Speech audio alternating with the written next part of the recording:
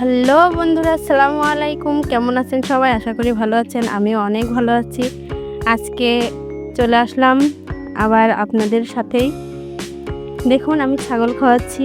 এখন 3 বিচ্ছুকে খেতে দিয়েছি, খাচ্ছে। একজন একটা ডাল নিয়ে ওদিকে চলে গেছে। আচ্ছার আজান হয়ে গেছে, চলুন আমরা এখন রান্নার কাজে যাই। এদেরকে খেতে দিয়েছি, এরা খেতে থাকুক। চলে এসেছি রান্নার কাছে। এই যে দেখুন, এখানে আমি সজনে ফুল খুঁটে নিয়েছি। আমাদের গাছে অনেক ফুল পড়েছিল, সেই সজনে ফুল গাছতলা থেকে খুঁটে নিয়েছি। আজকে এই ফুল ভাজি করে দেখাবো। সজনে ফুল একটু তিতকুটে হয়। আমি এর সাথে আলু অ্যাড করব। এখানে আমি 3টা আলু নিয়েছি। এখন সজনে ফুলটা ভালো মতো ধুয়ে নেব এবং আলুটা কেটে ধুয়ে নেব।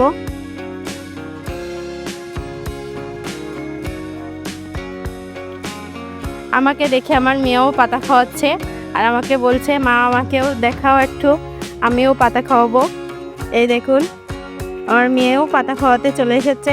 আমার ছোট্ট রাজকন্যা ছাগলকে কি সুন্দর পাতা খাওয়াচ্ছে। বাবা আবার আদরও করে দিচ্ছে, দেখুন কি সুন্দরভাবে আদর করে দিচ্ছে। আম্মু, ওইগুলো কার? ওইগুলো তার, বুঝছেন? ওগুলো ওর ছাগল। আচ্ছা বন্ধুরা, আমরা চলে যাই রান্নার কাছে। ছাগল খাওয়ানো হয়ে গেছে, এবার চলে আসলাম রান্নার কাছে। এই যে এখানে দেখুন, এটা সজনে ফুল। আমাদের এখানে এটাকে সজনে ফুল বলে। সজনে ফুল বলে না অন্য ফুল বলে, কমেন্টে আমাকে জানাবেন। এখন হবে আলু এবং সজনে ফুল দিয়ে ভাজি। চলুন রান্না শুরু করে দিই। চুলাতে প্যান বসিয়ে দিলাম। এবার চুলাটা অন করে নেব। বন্ধুরা, এবার আমি চুলাটাকে অন করে দিচ্ছি।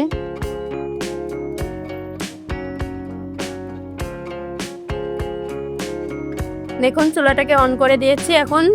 এখন প্যানটা গরম হওয়া পর্যন্ত অপেক্ষা করব। বন্ধুরা, প্যানটি গরম হয়ে গেছে। এখন আমি এখানে দিচ্ছি সাদা তেল। এখানে আমি আগে থেকেই সব কেটে রেখেছি। ঝাল, পেঁয়াজ, রসুন সব কেটে নিয়েছি, ওগুলো দিয়ে দিলাম। ঝাল, পেঁয়াজ, রসুনটাকে উল্টে পাল্টে ভালো মতো ভেজে নেব।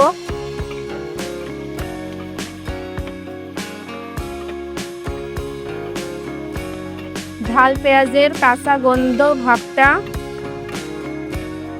যেন না থাকে, সেই মতো ভেজে নেব।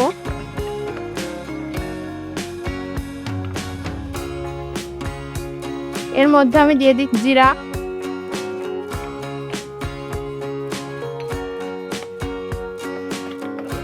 উল্টে পাল্টে ভালো মতো ভেজে নিতে হবে।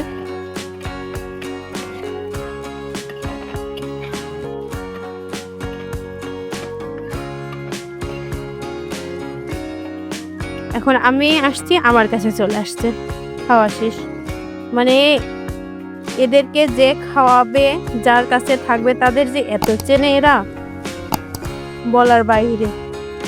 দেখেন, এখন মার কাছে যাচ্ছে। বন্ধুরা, মশলাটা ভাজা হয়ে গেছে। বন্ধুরা, ঝাল, পেঁয়াজ, রসুন এবং জিরাটা ভাজা হয়ে গেছে।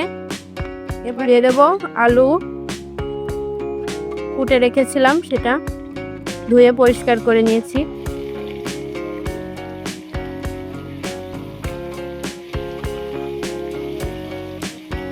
এটা একটু নেড়ে এপাশ ওপাশ করে মিশিয়ে নেব। মেশানো হয়ে গেছে। বন্ধুরা, এবার এর ভেতরে দিয়ে দেব সজনে ফুলটা। দেখুন কি সুন্দর লাগছে দেখতে সজনে ফুল। আপনারা কিন্তু অবশ্যই জানাবেন কোন এলাকায় এটার নাম কি বলে,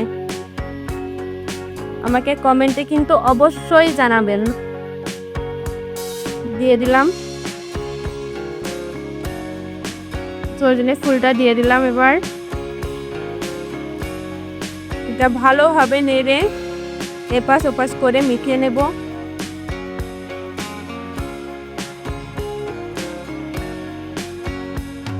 বন্ধুরা, তরকারিটা আমি এপাশ ওপাশ করে ভালো মতো সব মিশিয়ে নিয়েছি। এবার এর মধ্যে দিয়ে দেব লবণ স্বাদ মতো, আর দিয়ে দেব হালকা হলুদ।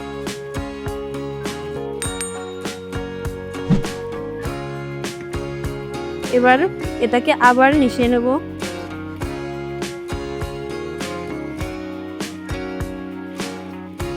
বন্ধুরা, আপনারা এই রেসিপিটা বাড়িতে সবাই একবার করে হলেও ট্রাই করে দেখবেন।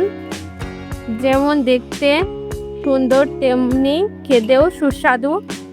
কে কে বাড়িতে এটা রান্না করবেন আমাকে কমেন্টে জানাবেন। ঢেকে রাখবো কিছুক্ষণ।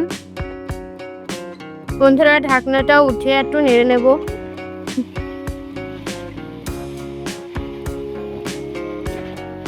যেহেতু এটা ভাজি তরকারিটা যত নাড়া যায় তত স্বাদ আসে। আবার একটু ঢেকে রাখবো, আবার নেড়ে নেব। যেহেতু এটা ভাজি তরকারি, একটু পর পর ঢাকনা তুলে নেড়ে নিতে হবে যেন কড়ার নিচে না লেগে যায়।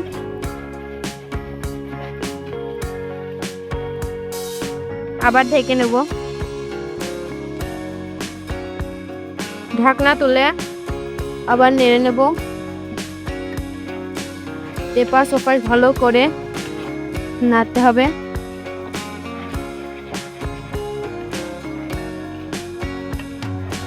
তরকারিটা প্রায় হয়ে এসেছে।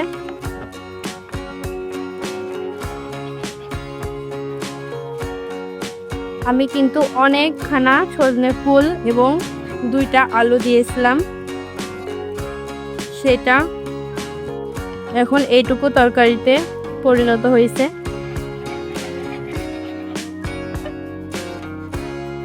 আপনারা দেখতেই পারতেন কতটুকু হয়ে এসছে। আর অল্প কিছুক্ষণের মধ্যে হয়ে যাবে। আবার ঢেকে রাখবো।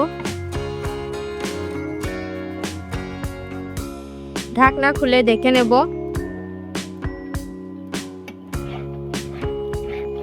বন্ধুরা, সজনে ফুল ভাজিটা হয়ে গেছে।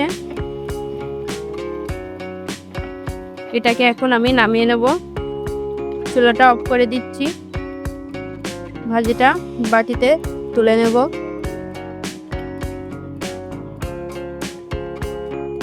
বন্ধুরা, আপনারা দেখতেই পাচ্ছেন ভাজিটাকে আমি নামিয়ে নিয়েছি বাটিতে। কতগুলো ফুল ভাজলাম আর কতটুকু হয়ে গেল দেখতেই পাচ্ছেন।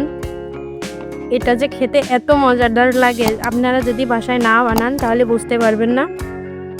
আর এমন ভিডিও পেতে আপনারা আমার পাশে থাকবেন, লাইক কমেন্ট শেয়ার করবেন। আসসালামু আলাইকুম, আল্লাহ হাফিজ।